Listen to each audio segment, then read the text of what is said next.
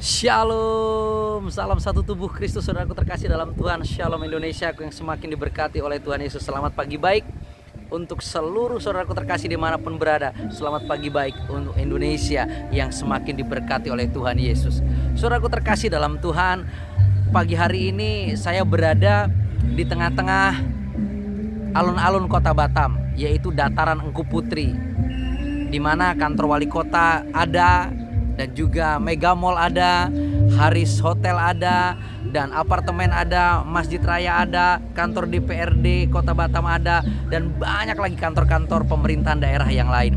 Saudaraku terkasih dalam Tuhan, ini adalah hari ketiga saya mendarat di Kota Batam setelah menjalani perjalanan misi lebih dari seminggu yang sangat padat menjelajahi 6 provinsi. Dan setelah itu saya mengalami gangguan kesehatan, saya mengalami mencret-mencret, dehidrasi, dan saya cukup drop sampai akhirnya saya harus dibawa ke klinik untuk menerima injeksi. Tapi puji Tuhan, ini adalah hari kedua saya mengalami pemulihan dan terus belajar untuk pulih sehat, kuat untuk kembali pergi memberitakan Injil Kerajaan. Karena saudaraku terkasih dalam Tuhan, hari ini karena saya merasa sudah mulai bagus dalam sistem metabolisme tubuh saya, dan saya sudah mulai merasa sedikit kuat, saya coba untuk jogging pagi hari ini mendampingi istri terkasih. Tapi ternyata saya belum mampu, saya belum kuat untuk jogging, saya masih lemas, saya masih belum mampu secara fisik untuk berjalan jauh. Jadi saya hanya duduk, melihat berita, baca firman, dan akhirnya saya putuskan untuk membuat video renungan ini. Jadi saudaraku terkasih dalam Tuhan, bila hari yang lalu saya berbicara tentang bagaimana kita menyikapi kondisi sakit, bagaimana kita harus kuat, bagaimana orang Kristen kalau sakit tidak boleh mengeluh, tidak boleh menyerah, tapi tetap harus mengucap syukur dan berdoa. Karena itulah hakikatnya kita sebagai orang percaya memiliki iman pengharapan kepada Yesus Kristus Tuhan dengan utuh dan sempurna. Jadi saudaraku terkasih dalam Tuhan, hari ini saya ingin membacakan satu bagian firman Tuhan dalam Kisah Para Rasul yang sangat menarik dan luar biasa, yaitu Kisah Para Rasul pasal yang ke-13 ayat yang ke-51. Firman ini berkata begini: akan tetapi Paulus dan Barnabas mengebaskan debu kaki mereka sebagai peringatan bagi orang-orang itu, lalu pergi ke Ikonium. Di dalam Matius 10 ayat 14 firman Tuhan juga berkata, dan apabila seorang tidak menerima kamu dan tidak mendengar perkataanmu, keluarlah dan tinggalkanlah rumah atau kota itu, dan kebaskanlah debunya dari kakimu. Amin. Jadi saudaraku terkasih dalam Tuhan, di saat kita sudah melakukan pelayanan dengan segenap hati, segenap jiwa, kekuatan, akal budi kita, di saat kita sudah pergi memberitakan Injil, di saat kita sudah memberkati orang lain, di saat kita sudah terus menyatakan kasih dan kebenaran dalam pelayanan kita, tapi orang-orang itu tidak menerima berita Injil yang kita sampaikan, menolak kebenaran yang kita berikan, bahkan menolak kasih tulus yang kita nyatakan. Dan mereka punya kebenaran diri sendiri, mereka punya kebenaran yang lahir dari kebenarannya sendiri, dan mereka merasa lebih benar daripada firman, dan mereka tidak mau tunduk kepada kasih dan kebenaran itu. Ada satu tindakan yang harus kita lakukan. Jika kita sudah mengingatkan sekali, 2 kali, 3 kali, bahkan mereka terus mengkhianati kasih dan kebenaran yang kita berikan, kita harus mengebaskan debu dari kaki kita. Artinya kita sudah selesai dengan mereka. Artinya kita sudah menyerahkan mereka kepada iblis. Artinya kita sudah tidak lagi berperkara dengan mereka. Artinya biar Tuhan saja yang menyatakan kuasa atas mereka.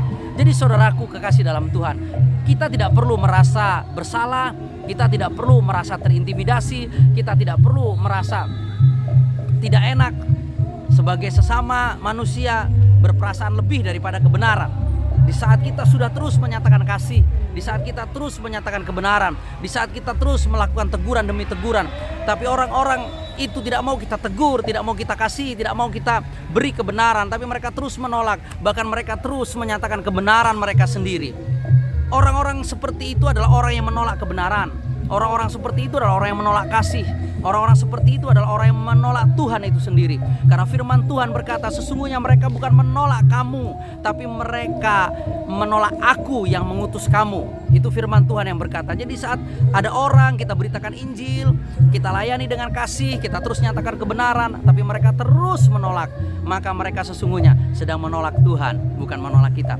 Jadi saudaraku terkasih dalam Tuhan, dalam Dunia pelayanan pun itu akan kita hadapi. Bahkan bukan hanya sekali dua kali mungkin kondisi seperti itu kita hadapi. Tapi sekali lagi, jangan pernah menyerah, jangan pernah berhenti, jangan pernah berputus asa. Karena di saat kita sudah mengebaskan debu dari orang-orang yang menolak kasih dan kebenaran itu, kita sudah melepaskan hak kita, tanggung jawab pelayanan kita, dan kita sudah mengebaskan debu. Artinya kita sudah menyerahkan mereka kepada iblis, dan kita sudah menyerahkan mereka kepada Tuhan, biar Tuhan yang menghajar mereka. Maka sesungguhnya kemerdekaan itu tetap ada dalam diri kita, dan kita tidak salah, dan kita harus terus maju untuk memberitakan Injil. Karena saudaraku, firman jelas mengingatkan kita bahwa engkau akan ditolak demi namaku, dianiaya demi namaku, bahkan dibunuh demi namaku. Jadi kalau kita masih hanya ditolak, itu hal yang normal. Kita masih hanya difitnah, itu hal yang normal. Kalau kita hanya terus diomongin yang jelek-jelek, itu hal yang normal. Di saat kita masih terus bisa memberi berkat kepada mereka, kita masih terus bisa memberkati mereka, kita berkati saja. Tapi ada waktunya di saat sudah selesai, maka kita kebaskan debu itu dari kaki kita, dan kita berkata sudah selesai.